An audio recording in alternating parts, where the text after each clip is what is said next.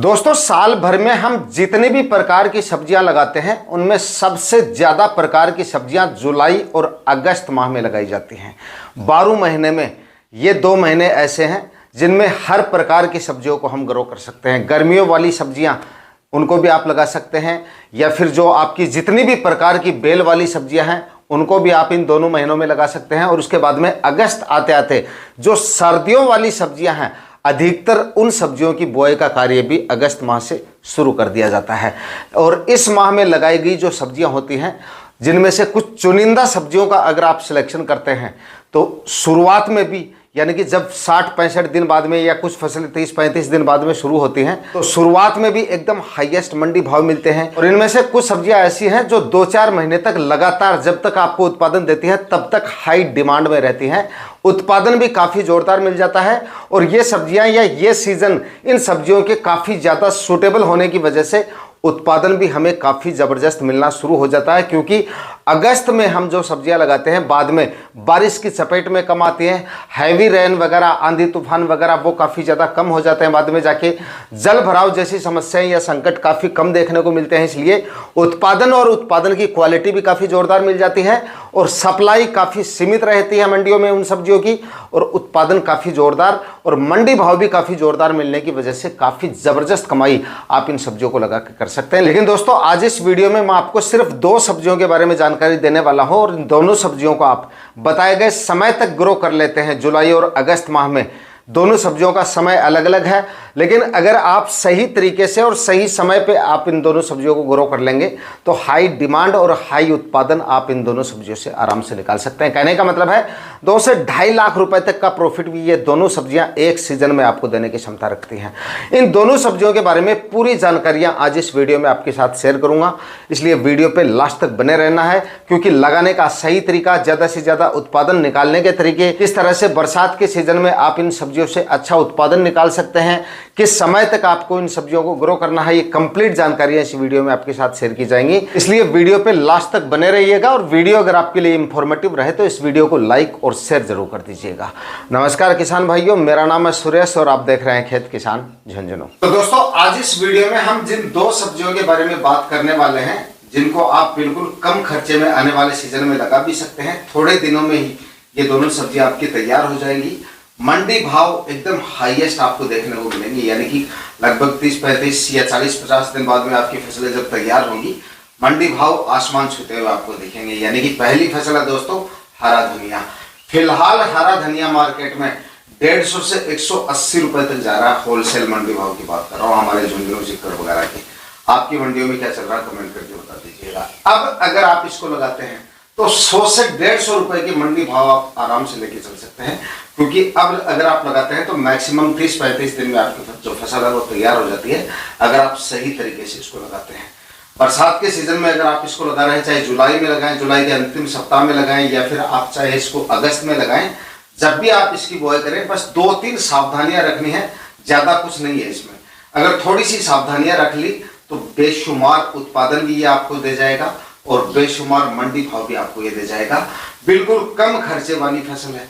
आराम से 1 एकड़ में भी अगर आप इसको खेत लगाते हो तो लगभग आप ये मानिए 10-12 हजार रुपए से ज्यादा खर्चा नहीं होगा 1 एकड़ में। मतलब बिल्कुल कम खर्चे में लगा सकते हो और थोड़े दिनों में तैयार हो जाएगा। लगाने के बाद में ये भी नहीं कि 2-3 महीने तक इंतजार करना पड़ेगा। 30-35 दिन में कटाई चालू, और अच्छी और हाइब्रिड वैरायटियों का सिलेक्शन करेंगे तो 2-3 या 3-4 कटाई तक आपको इसकी मिल जाएगी। तो जब तक ये आपको उत्पादन देगा ना, अब लगाया गया धनिया, तब तक हाई डिमांड में ये रहेगा, क्योंकि इस समय पे लगाए गए धनिया की सप्लाई बिल्कुल कम या ना के बराबर रहती है और डिमांड काफी जोरदार देखने को मिलती है। ज्यादातर कुछ एक मंडियां ऐसी हैं जिनमें तो इसकी सप्लाई है ही नहीं फिलहाल।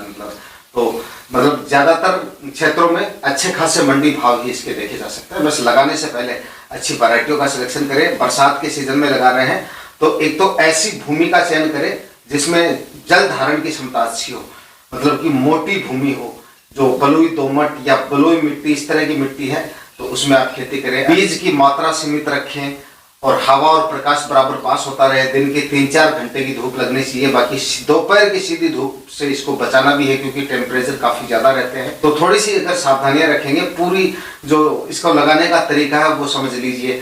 भूमि मैंने आपको बता दी किस तरह की होनी चाहिए। उसके बाद में 2-3 बार जमीन का कल्टीवेशन करके अच्छे से, और वर्मी कंपोस्ट खाद जरूर डाल दें, वरना सड़ी हुई गोबर की खाद है तो वो डाल दीजिएगा। जितनी अच्छी मात्रा में सड़ी हुई गोबर की खाद डालेंगे, वेजिटेटिव ग्रोथ उतनी ही ज्यादा आपको देखने को मिलेगी। लगाने से पहले ग्रीन शेड नेट का सहारा लेना पड़ेगा। इस समय पे आपको 50% वाला जो ग्रीन शेड नेट आता है, या तो उसके अंदर लगाइए ताकि बार बार आपको हटाना या लगाना ना पड़े। तेज बारिश आए या तेज धूप आए, दोनों से आपकी फसल की यह रक्षा करेगा। या फिर किसी बड़े ऊंचे पेड़ के नीचे आप इसको लगा सकते हैं, जिसमें सुबह शाम की धूप जरूर आनी चाहिए। ऐसा नहीं कि पूरे दिन अंधेरा जैसा रहे।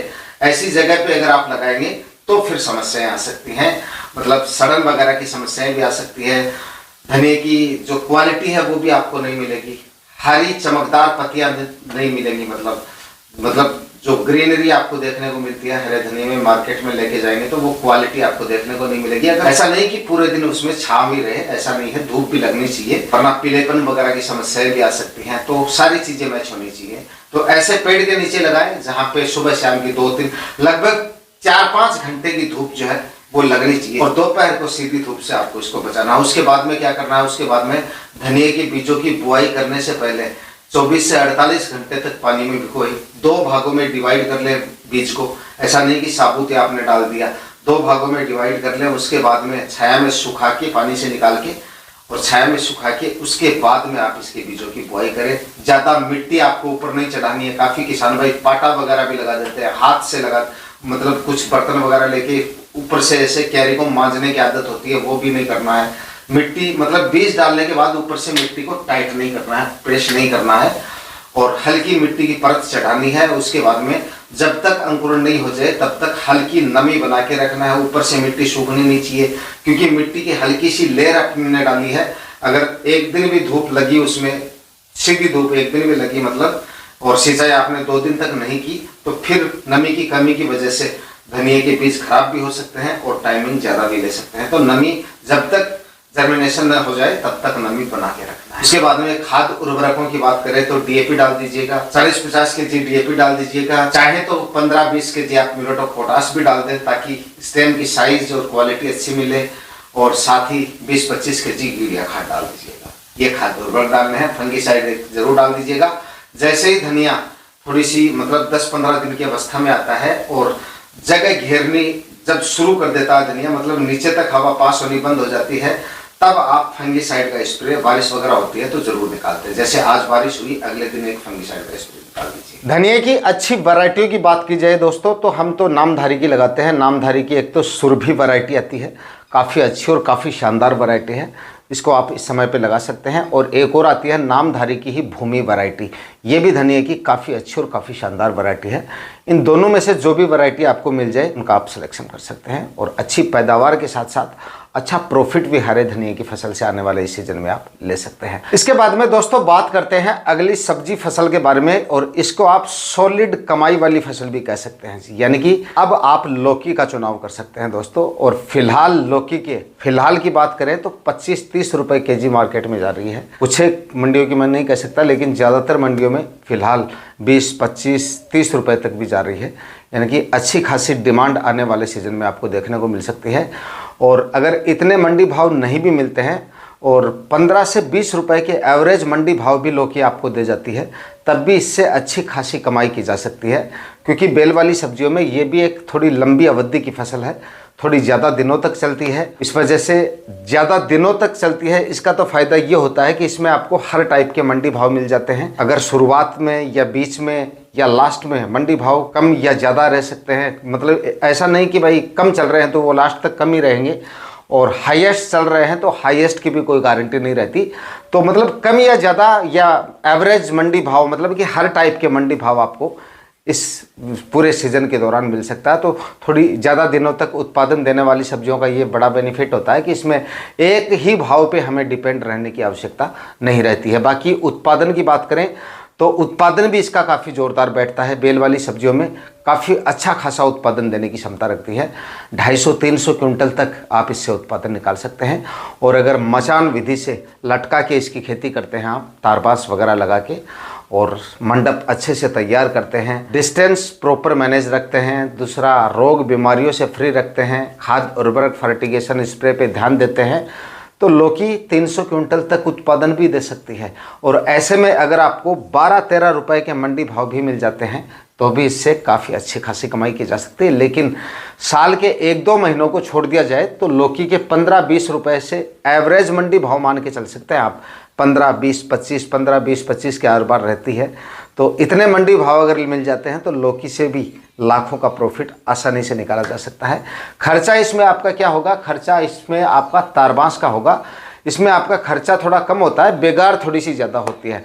तो बेगार का मतलब ये नहीं है कि आपको एक ही दिन में पूरा स्ट्रक्चर तैयार करना है। पहले आप आराम से लौकी की तैयारियां वगैरह करके और अच्छे से मतलब सही तरीके से लौकी की बुआई कर दीजिए। उसके बाद में मतलब काफ़ी समय रहेगा हमारे पास, तो इसमें ज़्यादा लेबर कॉस्ट आपको लगाने की ज़रूरत नहीं है। आप खुद भी तब मचान वगैरह जो है वो तैयार कर सकते हैं।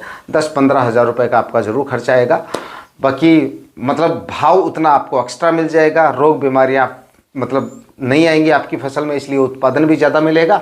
और क्वालिटी अच्छी मिलने की वजह से मार्केट में 2-5 रुपये आपको एक्स्ट्रा मिल जाएंगे इसके। तो बरसात के सीज़न में अगर आप लौकी लगा रहे हैं तो काफ़ी अच्छा उत्पादन और काफ़ी अच्छा प्रॉफिट लौकी की फसल आपको देके जा सकती है। जितना जल्दी करके लगाएंगे उतना ज़्यादा फायदा है। यानी कि फ़िलहाल आपके पास में 15-20 दिन तक का समय और है। अगस्त के पहले हफ्ते तक अगर बुआई कर देंगे तो सोने पे सुहागा है, मंडी भाव और उत्पादन दोनों ही लिहाज से। मान लीजिए दोस्तों हमने 1 एकड़ में लौकी लगाई और 200 क्विंटल उत्पादन अपन ने निकाल लिया आधुनिक तरीके से, थोड़ा सा खर्चा करके, और करीब 200 क्विंटल के आसपास अगर आपने उत्पादन निकाल लिया। अगर आप आधुनिक तरीके से करते हैं तो उत्पादन मैं बता चुका हूँ, इससे ज़्यादा भी अपन निकाल सकते हैं। लेकिन एक 200 क्विंटल का आंकड़ा लेके चलें और 20 रुपए के भी नहीं तो हम 15 रुपए के एवरेज मंडी भाव भी इसके पकड़ के चलें तो आप ये मानिए खर्चा निकाल के भी 2 से 2.5 लाख रुपए आप आराम से इससे बचा सकते हैं। इतना प्रॉफिट लौकी आपको देखे जा सकते हैं, और वो भी सिर्फ एक सीजन में थोड़े से एक एवरेज खर्चे में। बाकी सब्जियों से इसका सिर्फ मचान विधि को छोड़ दिया जाए या मचान वाला खर्चा जो है, मंडप वाला खर्चा छोड़ दिया जाए, तो बाकी सब्जियों के मुकाबले इसमें खर्चा हमारा थोड़ा कम होता है, क्योंकि इसमें उतने ज़्यादा स्प्रे वगैरह की आवश्यकता नहीं पड़ती है। रोग बीमारियां बेल वाली सब्जियों के मुकाबले या अदर सब्जियों के मुकाबले काफ़ी कम देखने को मिलते हैं। बाकी फ्रूट फ्लाई और रस चूसने वाले कीटों के लिए 15-15 दिन के अंतराल से स्प्रे आप निकालते रहें। ब्लाइट वगैरह के लिए फंगीसाइड वगैरह लेते रहें। बाकी अगर आप अगस्त में लगाते हैं तो बाद में जाके बारिश वगैरह कम हो जाती है। शुरुआत में ज़रूर आपको 1-2 स्प्रे निकालने पड़ सकते हैं। बाकी ज़्यादा स्प्रे वगैरह या ज़्यादा रोग बीमारियां आपको इसमें देखने को नहीं मिलेंगी। बस फर्टिगेशन पे ध्यान रखिएगा। फल फूल शुरू होने के बाद में हर 10-12 दिन के अंतराल से अगर आप माइक्रोन्यूट्रिएंट्स, खाद उर्वरक वगैरह, NPK ग्रेड वगैरह समय समय पर अवस्था के हिसाब से देते रहेंगे तो लंबे समय तक या दिवाली तक भी ये आपको ताबड़तोड़ उत्पादन दे सकते हैं। और दिवाली के आसपास तो और भी ज़्यादा मंडी भाव इसके आपको उस समय पर मिल सकते हैं। फाइनली दोस्तों आज के वीडियो में इतना ही। इन दोनों में से आप कौन सी फसल लगाने जा रहे हैं कमेंट में जरूर बताइएगा। मिलते हैं किसी और वीडियो में नए टॉपिक के साथ। तब तक के लिए जय जवान जय किसान।